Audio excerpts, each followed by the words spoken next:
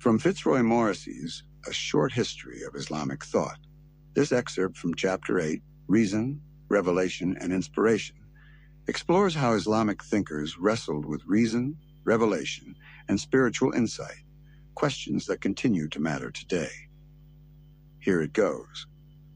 Sufi mysticism was becoming mainstream, then so too was philosophical theology. As with Sufism, a key figure in this development was Al-Ghazali.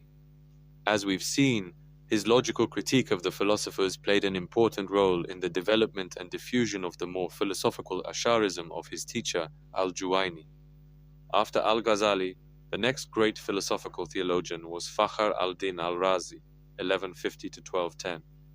Born in Rai, al-Razi had studied Ash'ari theology in Nishapur, reportedly learning one of al-Juwayni's theological treatises by heart and philosophy at Maragha in northwestern Iran. Like many scholars of the time, he was constantly on the move, traveling from city to city in search of patronage and protection from the various ruling dynasties of the Muslim world.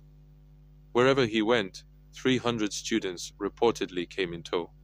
Eventually, he settled in Herat in modern Afghanistan, where he was given his own madrasa and honored as the master of Islam, Shaykh al-Islam.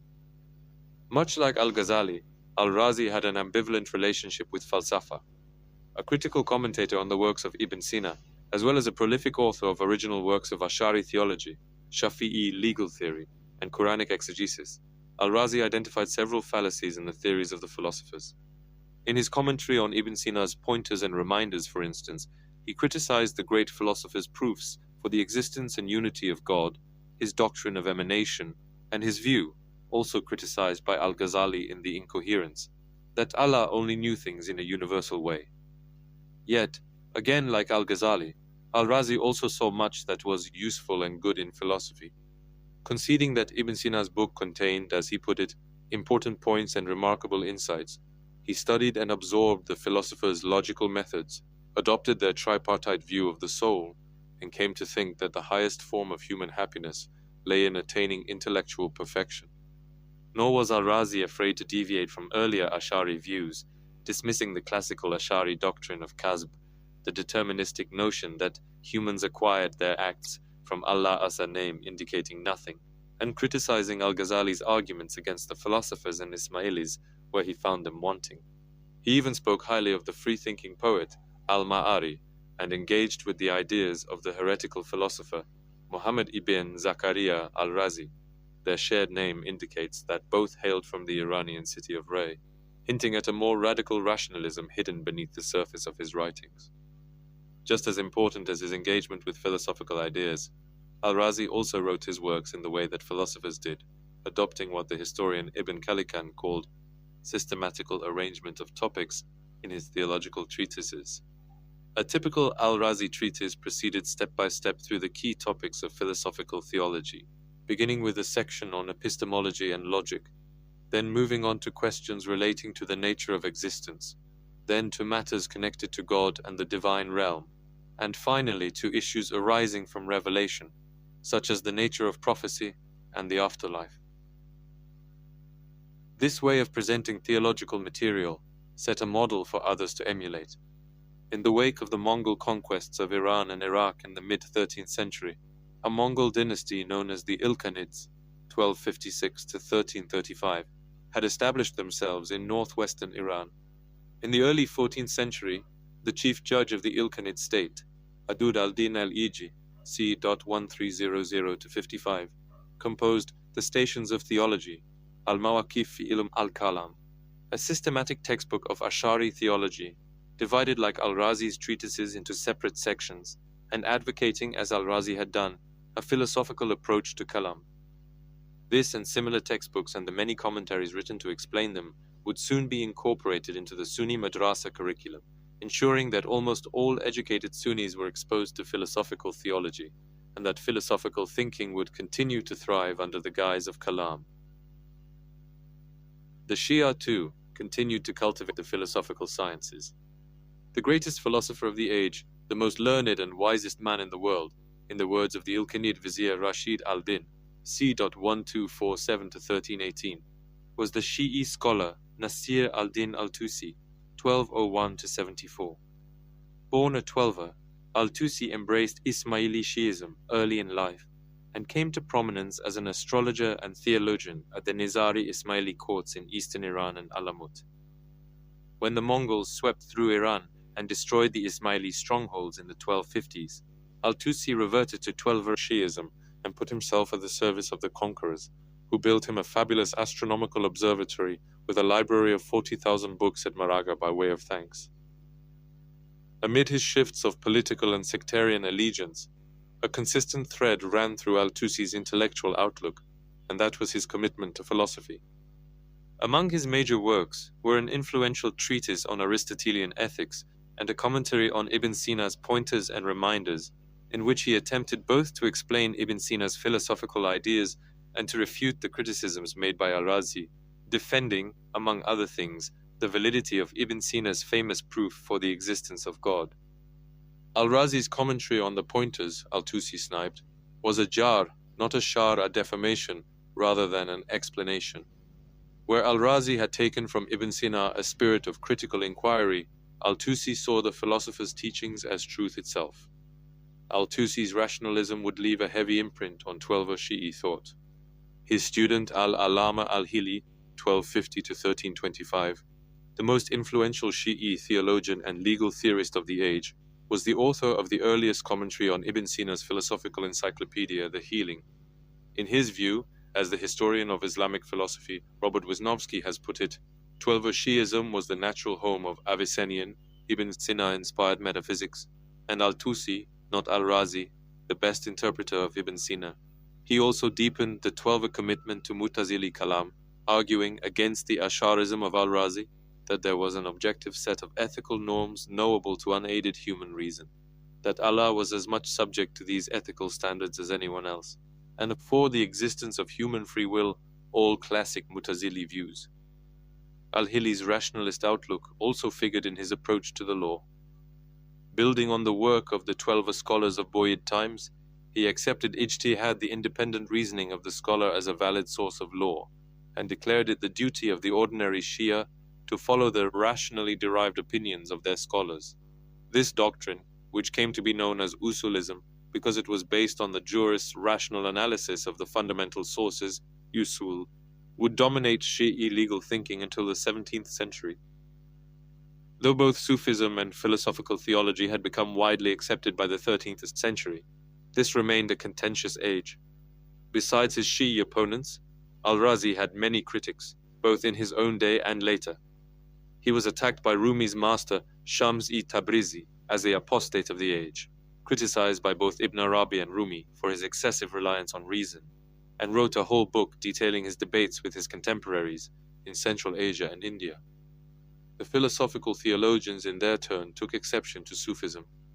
Al-Iji, the aforementioned author of the Stations of Theology, declared that Ibn Arabi had been a delusional hashish eater, an accusation echoed by his follower Sa'd al-Din al-Taftazani, 1322-92, the most influential exponent of philosophical theology in Central Asia, who produced an extended rationalist critique of the Sufi doctrine of the unity of existence.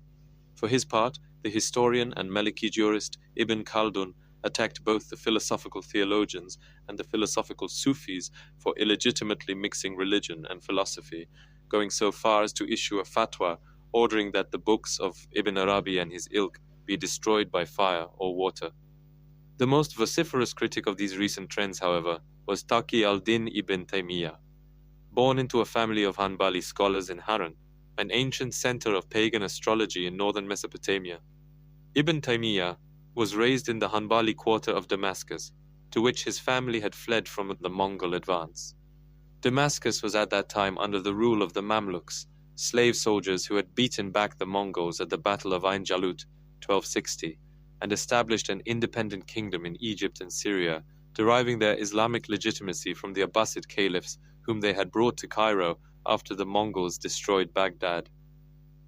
At the age of 21, Ibn Taymiyyah succeeded his father as director of the Sukariya Madrasa, a Hanbali institution located just outside the walls of Old Damascus, and soon afterwards began to teach the interpretation of the Quran at the Umayyad Mosque.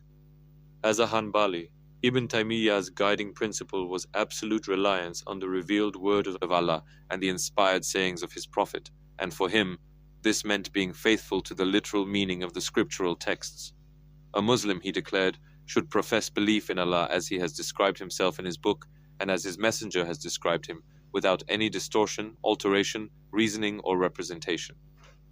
When the Quran or Hadith were unclear, the believer should resort to the unerring interpretation of Muhammad's collectively righteous companions and their immediate successors, who constituted the special class of Muslims known to the Sunnis as al-Salaf al-Salih, the pious predecessors. As a hadith often quoted by Ibn Taymiyyah put it, "The best generation is my Muhammad's generation, then the generation following them, and then the generation following them." Islam, then, was nothing more than the Quran, Hadith or Sunnah, and the practices and interpretations of the Salaf, a view Ibn Taymiyyah called Madhab al-Salaf, or the doctrine of the predecessors. Anything not found in these unimpeachable sources was bid'ah, reprehensible deviation from original Islam. As a literalist and reactionary, Ibn Taymiyyah was scathing of what he called tawilat falsafiyya, philosophical interpretations of the Quran. The notion that the Quran was made up of poetic symbols open to allegorical interpretation, ta'wil, he thought, was pure heresy, an alteration, tabdil, of the meaning of scripture, serving only to justify misguided beliefs. The rationalist Quran commentary of Fakhr al-Din al-Razi, he said, contained everything other than Quran commentary. Philosophically minded Ash'aris like him, Ibn Taymiyyah wrote, were innovators who prefer the pseudo-philosophical approach of recent ages and such like to the approach of the Salaf, while the Shi'i philosophical theologian Ibn al-Mutahhar al-Hili, whose Shi'ism only compounded his error, was not the son of the purified, the meaning of his name, but the son of the polluted. If the philosophical theologians were bad, the philosophical Sufis were even worse. Ibn Arabi's teachings, Ibn Taymiyyah declared in a fatwa, were contrary to the Sharia and to reason, besides being contrary to Allah's prophets and saints. In particular, they undermined one of the most important teachings of the Quran, namely, the radical distinction between Allah and His creation. In speaking of creation as a manifestation of Allah, Ibn Taymiyyah alleged, Ibn Arabi and his followers had collapsed that crucial distinction. Their position, he said, was unadulterated monism, an illegitimate extension of Neoplatonic metaphysics that was socially harmful as well as theologically mistaken. If all things were a manifestation of Allah, there would be no difference between the lawful and the prohibited, the good and the bad, and the Sharia would therefore be rendered null and void. Indeed, he said, the Sufi position could be summed up by the scandalous phrase, everything is licit, halal. With the spread of heretical Sufi ideas, Ibn Taymiyyah thought, Muslims in Damascus, Cairo, and other historic centers of Islam had fallen into deviant ways of living. Popular piety had been sullied by innovations not seen in the early days of Islam. If the Salaf had not prayed at the tombs of the prophets, celebrated the Prophet Muhammad's birthday, an obvious imitation of the Christian festival of Christmas, or engaged in mystical chanting or walking on fire, Ibn Taymiyyah reasoned, why should any Muslim do so now? The illegitimate practice of visiting Muslim saints' shrines, he noted, had become widespread under the Shi'i Fatimids, Bayids, and Karamita, while those who venerated the purported severed head of Hussein in Cairo had been duped by Ismaili propaganda. These views would get Ibn Taymiyyah into serious difficulties. He was sent to prison on no fewer than 6 occasions, each time on the basis of a controversial religious stance that he refused to recant. He was accused of teaching that Allah had a body, an idea that smacked of the Christian doctrine of the Incarnation, of violating the consensus of the ulema, and of throwing the minds of the common people into confusion. On one occasion, the Mamluk Sultan signed a decree threatening anyone who adopted his views on the divine attributes with death. On another, a group of 500 Sufis staged a protest at the Cairo citadel, demanding he be sent back to prison. The North African traveler Ibn Battuta, 1304 to 68 ninths, who passed through Damascus in 1326 and heard one of Ibn Taymiyyah's Friday sermons, was of the opinion that he had some kink in his brain. In the same year, a council of Damascene judges ordered his incarceration on the basis of his mistaken teachings on the veneration of saints. Today, Ibn Taymiyyah is commonly regarded as one of the most influential Muslim thinkers of pre-modern times. As we shall see, his doctrine of the Salaf would inspire the Salafi movement in the late 19th and early 20th centuries, while his fatwas permitting jihad against the unbelieving Mongols would be used as justification for the terrorism of Islamic Jihad, the group that assassinated Egyptian President Anwar Sadat in 1981, and Al-Qaeda. Nevertheless, though he did have his devoted students and admirers, his influence on his own age was relatively slight.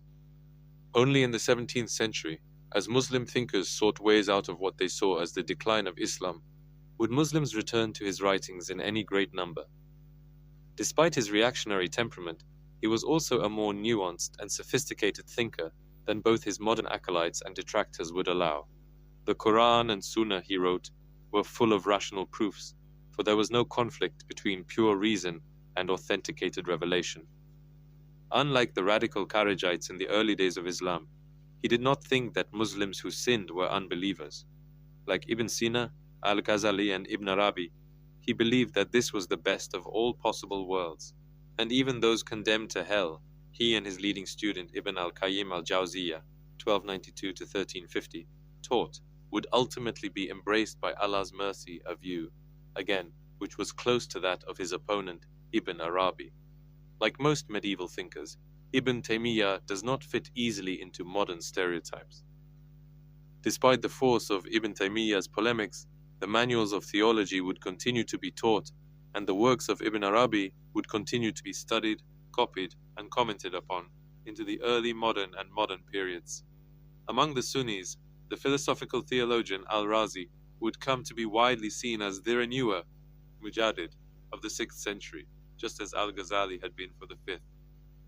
Al-Razi's philosophical exegesis of the Quran would become one of the most widely read commentaries on the holy text, and his rationalist approach would leave its imprint on everything from Maturidi theology in Central Asia to Maliki jurisprudence in Al-Andalus. Among the Shia, similarly, the philosophical writings of Al-Tusi and Al-Hili would serve as a guide to how to approach questions of theology and law. In both theological traditions, Sunni and Shi'i, tahqiq or philosophical truth-seeking would remain an ideal, and intellectual attainment would be regarded as the height of human perfection. Sufism, too, would prove practically inescapable. In a Muslim world torn apart politically, it was the glue that united Muslims of different schools and social classes and institutionalized mass religion, as Marshall Hodgson has put it, capable of complementing the Sharia as a guide to the spiritual life. Even Sufism's critics were caught in its web. Ibn Taymiyyah had good things to say about the sober Sufism of early mystics like Junayd, and Ibn Khaldun was appointed the director of the most illustrious Sufi lodge in Cairo.